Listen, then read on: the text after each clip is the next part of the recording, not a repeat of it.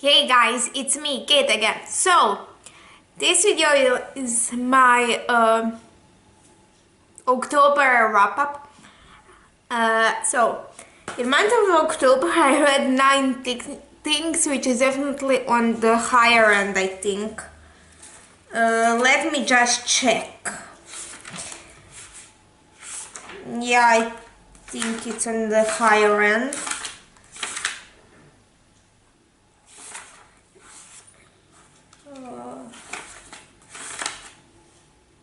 Yeah, in the last few months I think I haven't. The most that I read was in June because of the readathon. Yeah, and definitely 9 is on the higher end because I can see a real small amount of months where there is more than 9 books on the list. So the first book that I read was We Hunt the Flame by Hafsah Faizal. I'm sorry if I butchered that. I wanted to do a review for this, but I ended up finishing it on like just some random day at some random time, and I didn't have enough time to film the review and put it in time. And also this dragged on for so long that I read for like a week or more. I started it on the 1st, I think, and read it for I don't know how long. Not because I did not like it. I rated this book 5 stars, but I just stopped at one point and for some reason didn't pick it up, and so and it's not like I had to do other things. I just did not read it. So, but as I said, I really enjoyed it. I give it 5 out of 5 stars, and 5 out of 5 stars, and I can't wait to read the sequel.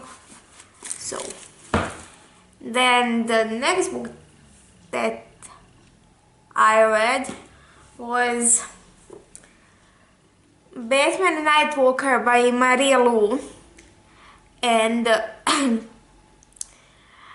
this was a reread for me. I do have a review up for this, for sure. So this is like an origin story of Batman. And this second book in this first book in I think the duology, and this second book in DC Icons series, which follows like 4 people from DC universe. First is Wonder Woman, second is Batman, the third one is Catwoman, fourth one is Superman, and they reimagines their origin story. In this one, Batman has to fight Nightwalkers. Gave it 5 out of 5 stars. I loved it again. So I'll quickly squeeze here in one other book, just because I think I finished it either right before Batman Nightwalker or right after. I'm not sure. I know that I read it like since the beginning of the month, so when I finished this it would be just about time that I finished that. And that's Crime and Punishment by Dostojevski. Yeah, let me just check.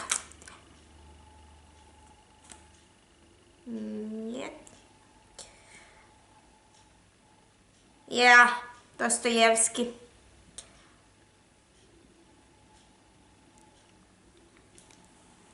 I have my phone here. This is also the lowest rated book on that's a Russian classic that I need to read for school. It's about a guy who murders old lady. We do have quite and quite here in Croatia we use far more nastier, let's say, word, which is baba, which is usually bad. So and I don't know how to translate it to English. Let's just see what my phone says. It will be translated English doing.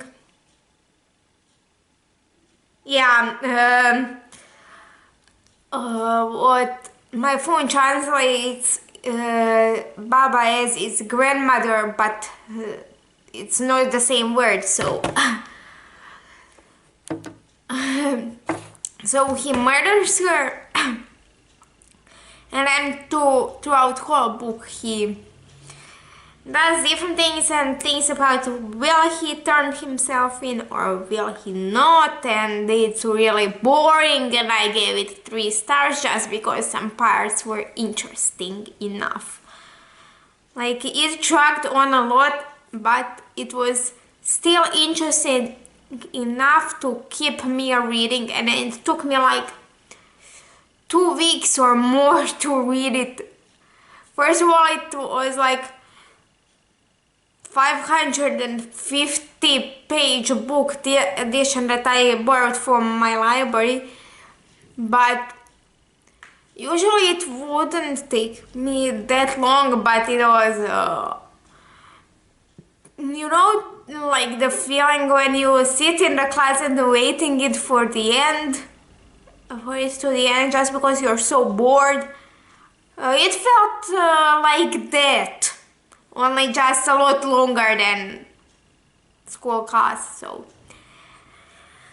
the next thing that I read was Darker Shade of Magic by Schwab. This about Cal, who is one of the last people of his kind, and he can travel to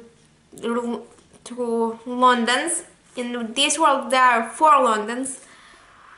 Grey London without magic, White London, no, just let me see, it says in the book.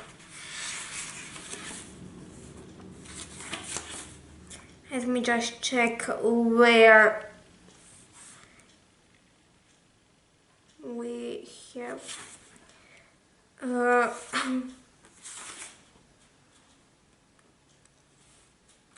where does he mention like London's, because I forgot which one is which.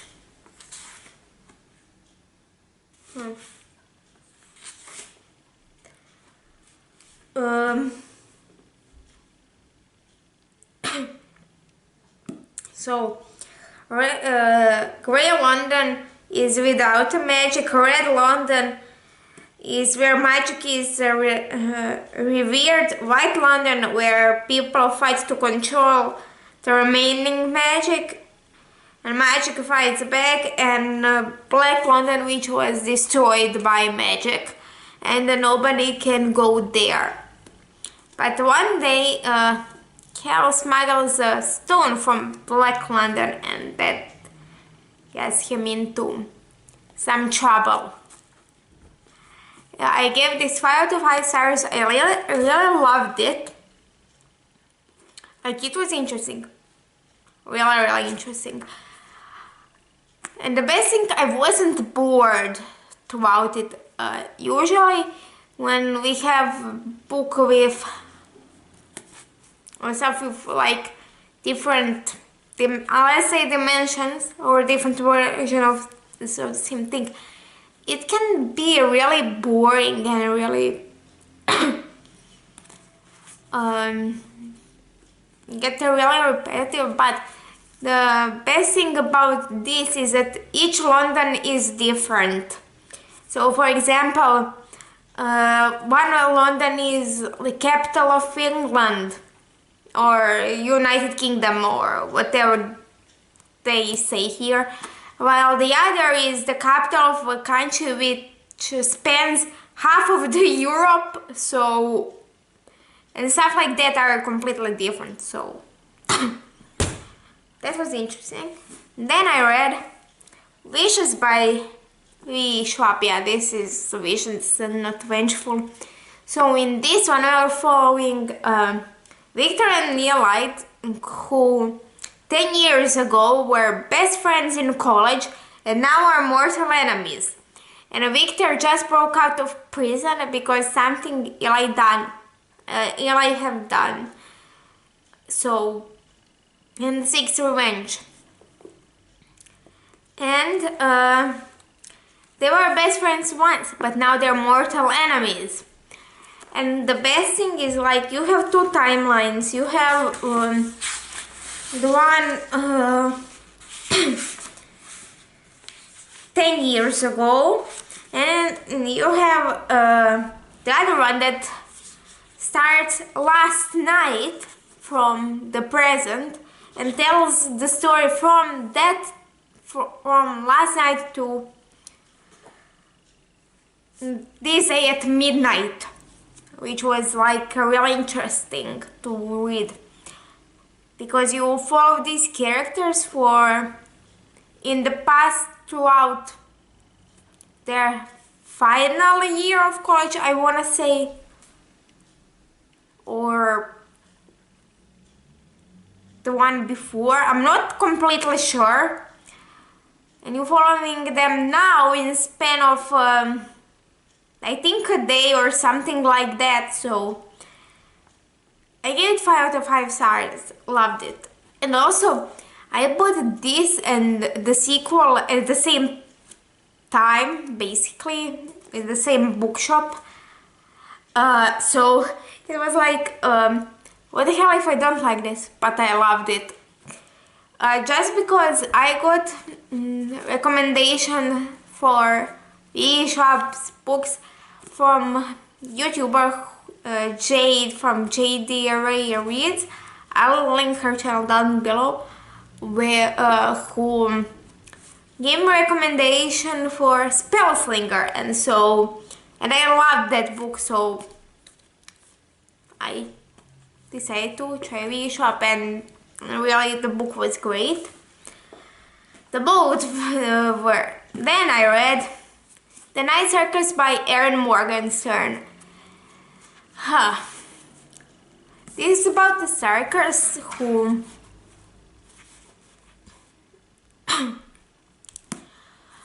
which only appears at night, and basically actually it only is open during the night, hence the title.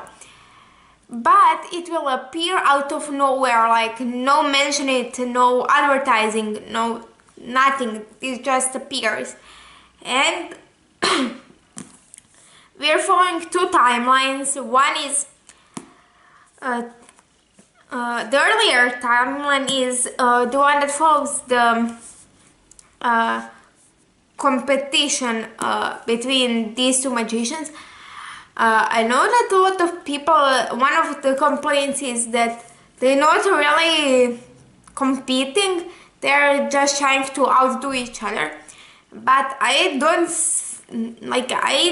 didn't come to this book expecting normal competition, like here's a bar who jumps higher will win. Not like who jumps or it will win. I did not expect that, considering they're magicians, so they're obviously not going to do something like that. So that didn't disappoint me. And then the other timeline is Yeah.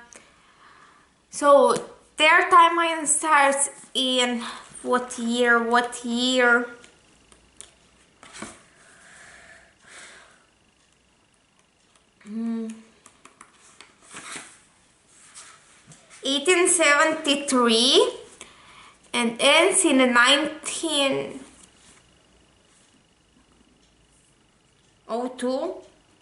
I wanna say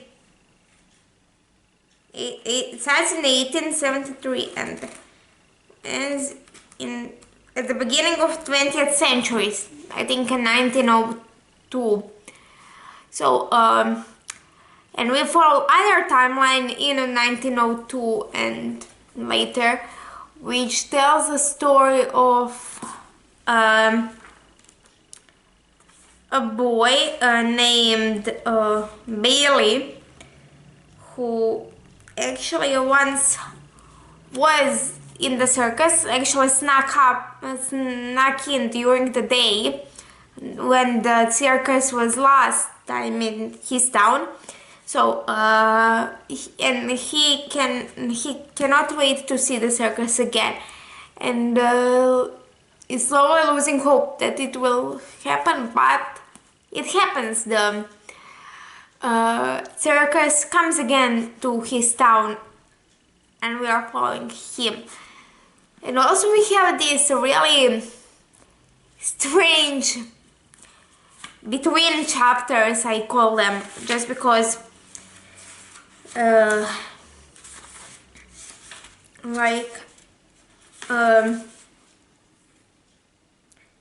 where the author is talking to you, like I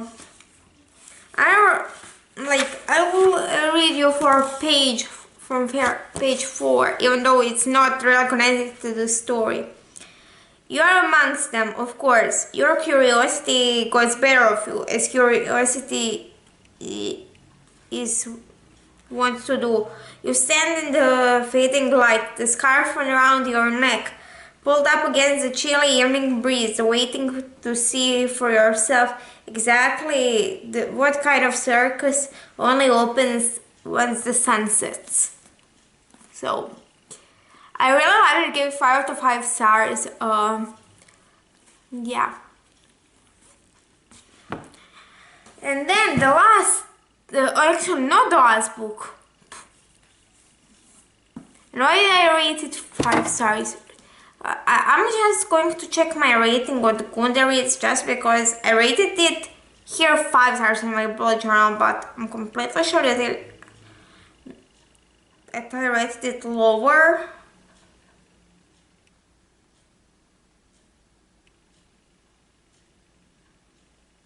Yeah, I gave it 4 stars of Goodreads. So that is Latest Guides to Petticoats and Piracy by Mackenzi Lee. This would be 5-star read if there was more Monty and Percy in here, and the romance between the main character and the other girl, just because I did not see it. This is our main character is Felicity Montague, Monty's sister, who wants to become a doctor and goes on the quest to find this really famous doctor to study under him. I did not see the romance really, and this is I think me, just because I do tend to like male romances more than female ones. If no particular reason, only just because this is like my third or fourth female romance where I did not see the romance really. So yeah, if we take out that part of the story, and also to put Monty and Percy more, it would be 5 stars. I just because the female characters were like background ones now, not Felicity, but the other two, they weren't my favorite, so yeah, I gave 4 out of 5 stars. And then the last 2 books, actually things that I read were Tales of Beedle the Bard. Read it solely because and bought it solely because the Tale of Three Pirates gave it 5 out of 5 stars, and Quidditch Through the Ages gave it 4 out of 5 stars. I don't know why, but I really some things here were interesting, but I did not like the other ones. Here I liked most of the stories. Actually, the majority. I think I didn't like one, but also often I see people complain about like the part of Dumbledore's annotations. I didn't mind it. So yeah, that's it for this video. If you want to, down below you have my social media and my email. If you like this video, like, share and subscribe. And also comment if you want. So yeah, that's it for this video, and I'll see you in the next one.